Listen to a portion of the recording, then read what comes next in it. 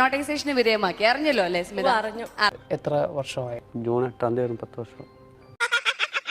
നിങ്ങൾക്കാർക്കും ചിരി വരുന്നില്ലേ? ജോണിയുടെ വിവാഹ സമയത്ത് ഭാര്യയെക്കുറിച്ചുള്ള സങ്കല്പങ്ങൾ എന്തായിരുന്നു?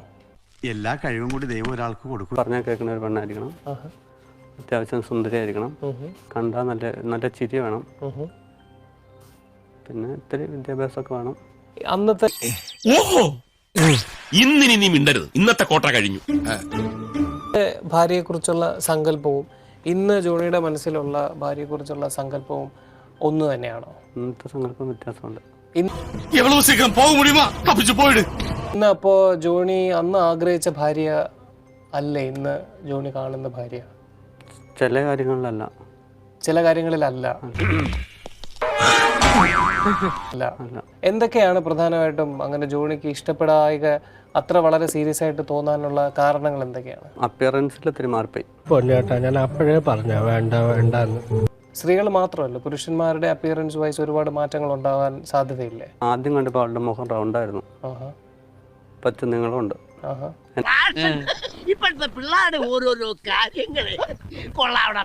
എന്റെ നേരെയുള്ള നോട്ടം മാറി.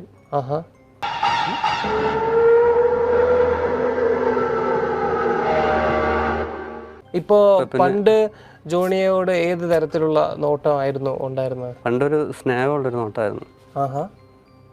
വേണ്ട ഇവനെ വിട്ടുകളി. ആരാണ് കൂടുതൽ ശേഷം കൊടുത്ത അവൾ ഒരാഴ്ച കൊണ്ട് തീർത്ത് കളയും. ആക്രാന്തം പാടില്ല.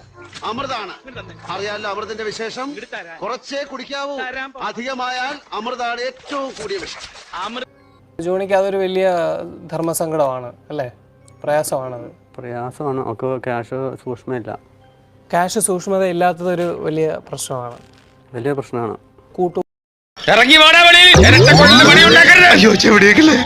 കുടുംബത്തിലാണ് താമസിക്കുന്നത് അല്ലേ? അതെ. സ്മിതയ്ക്ക് ഇങ്ങനെ കൂട്ടുകുടുംബത്തിലേക്ക് വന്നപ്പോൾ അഡ്ജസ്റ്റ് ചെയ്യാനുള്ള പ്രോബ്ലംസ് ഒക്കെ എന്തെങ്കിലും ഉണ്ടായോ? ആദ്യം ഒന്നും കുഴപ്പമില്ലായിരുന്നു, പക്ഷെ ഇപ്പൊ അവർക്ക് ഭയങ്കര പ്രശ്നമാണ്. അവർക്ക് ലോഡ് കൂടുതലാന്ന് തോന്നുന്നു. ചേച്ചിക്ക് ഇന്നലെ മുതലൊരു ജലദോഷം, തുമ്മലും ചീറ്റലും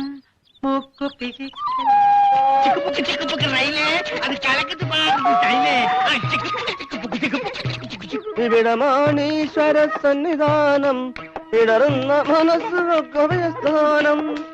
അപ്പോൾ നിങ്ങൾ തമ്മിൽ കോൺഫ്ലിക്റ്റുകളോ അങ്ങനെയുള്ള എന്തെങ്കിലുമൊക്കെ ഇടയ്ക്കിടയ്ക്ക് ഉണ്ടാകാറുണ്ടോ? ഭയങ്കര സംശയമാണ്. എന്നോട് ഇങ്ങനെ ചെയ്യരുതായിരുന്നു. എന്ത് ചെയ്യരുതായിരുന്നു? ഏഞ്ചലുമായിട്ടുള്ള ബന്ധം നിങ്ങൾ അവസാനിപ്പിച്ചെന്ന് പറഞ്ഞപ്പോൾ നിങ്ങളെ വിശ്വസിച്ച് എല്ലാം മറക്കുകയും പൊറുക്കുകയും ചെയ്തോളാണ് ഞാൻ. അല്ല, ഇപ്പൊ എന്ത് സംഭവിച്ചു? ജോണിയെ സംശയിക്കാനുള്ള ഞാൻ വന്നു കഴിയുമ്പോൾ, വീട്ടിൽ വന്നു കഴിയുമ്പോൾ ഞാൻ വല്ല ബാത്ത് കുളിക്കാൻ കയറുമ്പോൾ എൻ്റെ മൊബൈലെടുത്ത് ഇങ്ങനെ പരിശോധനയാണ്. Message, call. ഉണ്ണിയല്ല മണ്ണുണ്ണി, അതാ കൂടുതൽ ചേർച്ച. വേണ്ട വേണ്ട ഇവനെ വിട്ടുകളി. ദേഷ്യവും സംശയവും ഇപ്പൊ ഒന്നും തോന്നിയിട്ടില്ല. കാരണം അവള് പുറത്തേക്കും പോണില്ല, വീട്ടിലിരിക്കല്ലേ. ഒരു പക്ഷെ പുറത്ത് പോയാൽ അത് പക്ഷേ പുറത്ത് പോവാതെ വീട്ടിൽ. ലോകത്തിലേക്ക് ഏറ്റവും വലിയ അലവലാതിക്കുള്ള ഒളിമ്പിക് സ്വർണം നിനക്ക് കിട്ടുമെന്നായിരുന്നു എന്റെ പ്രതീക്ഷ. പക്ഷെ ഇപ്പൊ മനസ്സിലായി നിനക്ക് തോന്നാൻ സാധ്യതയുണ്ടോ? അങ്ങനെ തോന്നാറില്ല, കാരണം എന്നാലും പേടിയാന്ന് തോന്നുന്നു. അപ്പൊ എന്തായാലും ജോണിക്ക് നായരേട്ടാ വെറുതെ അത് ഇതൊന്നും പറയണ്ട കേട്ടോ, ആളുകൾ കേട്ടാ നേരാന്ന് വിചാരിക്കുന്നില്ലടാ കേട്ടിട്ട്. പക്ഷെ ഇത് ഇങ്ങനെയൊന്നും ആയിരുന്നില്ല. ഇങ്ങനെയൊന്നും അല്ലടാ. ഇത് നമുക്കിന്ന് പോണ്ടേ?